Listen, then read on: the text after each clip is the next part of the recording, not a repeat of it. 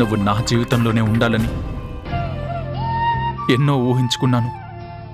కానీ ఊహ వేరు, వాస్తవం వేరని తెలిసిందే. వాస్తవం మాత్రం చాలా చేదుగా ఉంది. నిన్ను ప్రేమిస్తూ నిన్ను బాధ పెడుతున్నా నీ ప్రేమికుడు రాస్తున్న చివరి లెటర్ ఇది.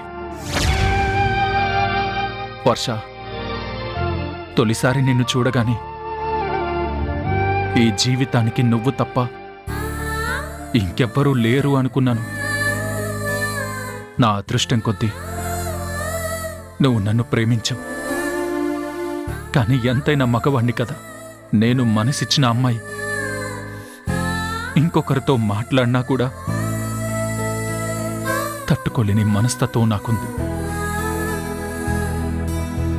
ఆ ఒక్క వీక్నెస్తోనే నీ మీద పడ్డ నిందని నిజమని నేను నమ్మి నిన్ను అనుమానించాను.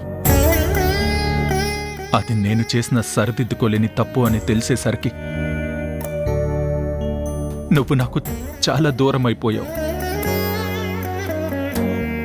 వర్షగా వంశీ ప్రేమించిన మనిషిగా ఉండడానికి నువ్విష్టపడ్డం లేదు. సీతగానే ఉండాలని నువ్వు నిర్ణయించుకున్నావు. నేను మనసారా ప్రేమించింది నిన్ను.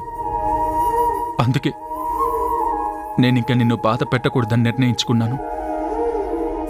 నేను నీకెదురై మాట్లాడినా నువ్వు ఇబ్బంది పడతావని నాకు అర్థమైంది. ప్రేమ త్యాగాన్ని కోరుకుంటుంది. ప్రేమించిన వాళ్ళు బావుండాలని కోరుకుంటుంది. అందుకే నిన్ను మనసారా ప్రేమించిన నిజమైన ప్రేమికుడిగా నీ క్షేమాన్ని కోరుకుంటూ నీకు దూరం అవుతున్నాను. మళ్ళీ జన్మంటూ ఉంటే నిన్ను ప్రేమించే ప్రేమికుడిగానే పుడతాను.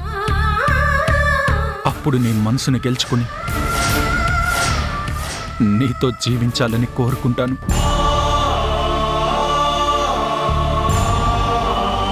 ఇట్లు నీకేమీ కాని వంశీకృష్ణ.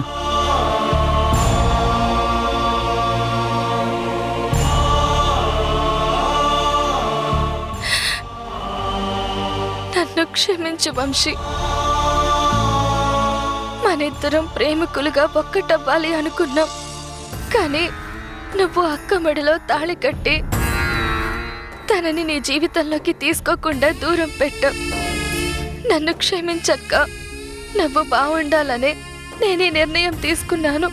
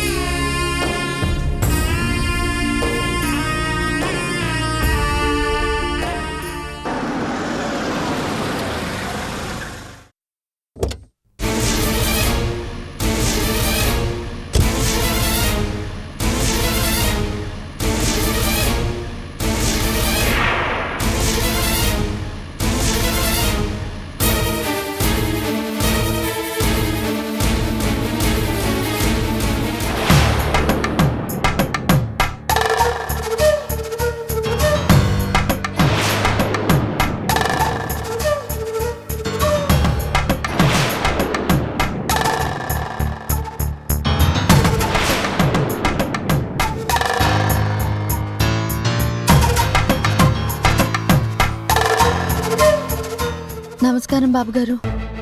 ఇక్కడే ఆగిపోయారేంటి? లోపలికి రండి. రండి బాబుగారు.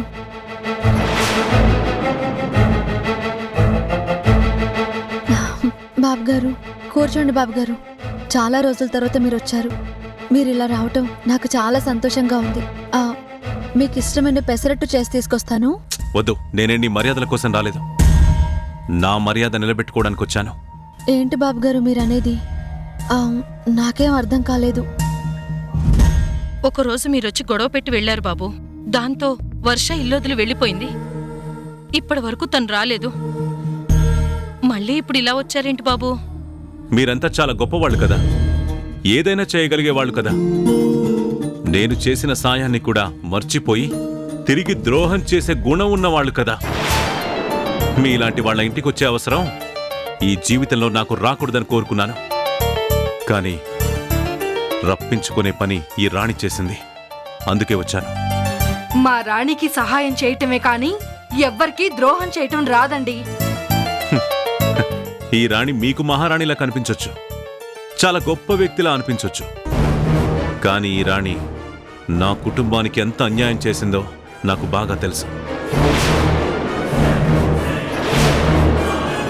ఇప్పుడు కూడా నా ఇంటి పరువు తీయడానికే పూనుకుంది. అందుకే అది తప్పు అని హెచ్చరించడానికి వచ్చాను. తాను చేసిన తప్పు సరిదిద్దుకోమని చెప్పడానికే వచ్చాను. మీరేం మాట్లాడుతున్నారో నాకు అర్థం కావట్లేదు బాబు. మీరు చేసిన సహాయాన్ని నేను కల్లో కూడా మర్చిపోలేను. మీరు మమ్మల్ని శత్రువులుగా చూస్తున్నందుకు మేము బాధపడుతూనే ఉన్నాము. అంతేకాని మీరు బాధపడే పని మేమెప్పుడు చేయాలనుకోలేదు.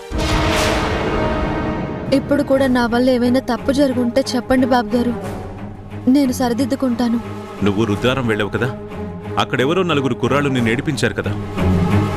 అంత మాత్రాన నువ్వు పోలీస్ కంప్లైంట్ ఇచ్చేస్తావా? కేసులు పెట్టించేస్తావా? ఒక ఆడపిల్లని తాగిన మైకంలో అల్లరి పెట్టాక ఇంకా ఏమీ జరగలేదు కదా అంటారేంటండి? పెద్ద మనిషిగా మీరు మాట్లాడాల్సిన మాటలేనా ఇవి? నేనేంటో నా స్థాయి ఏంటో నాకు బాగా తెలుసు. అక్కడ జరిగిందేంటో కూడా నాకు బాగా తెలుసు. ఈ రాణి చేసిన పని వల్ల ఈరోజు నా కుటుంబం రోడ్డున పడేలా ఉంది. అందుకే ఈ గడపలో నేను కాలు పెట్టాల్సిన అవసరం వచ్చింది.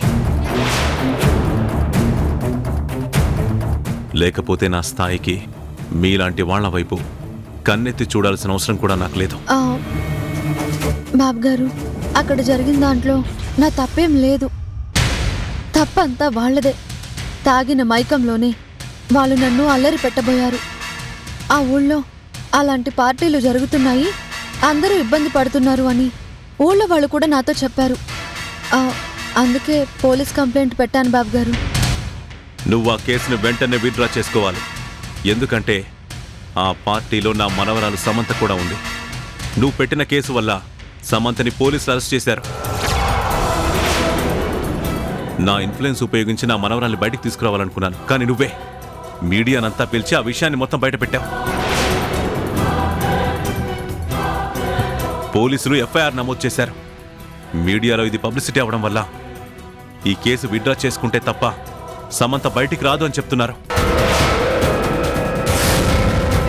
నీకు మా కుటుంబం మీద ఏమాత్రం కృతజ్ఞతలున్నా, మేమొకప్పుడు నీకు సాయం చేశామన్న మమకారం నీలో కొంచెమైనా మిగిలున్నా, చదువు చెప్పించుకోలేని మీ చెల్లికి పెద్ద చదువులు చెప్పించిన నా మీద నీకు గౌరవం ఉంటే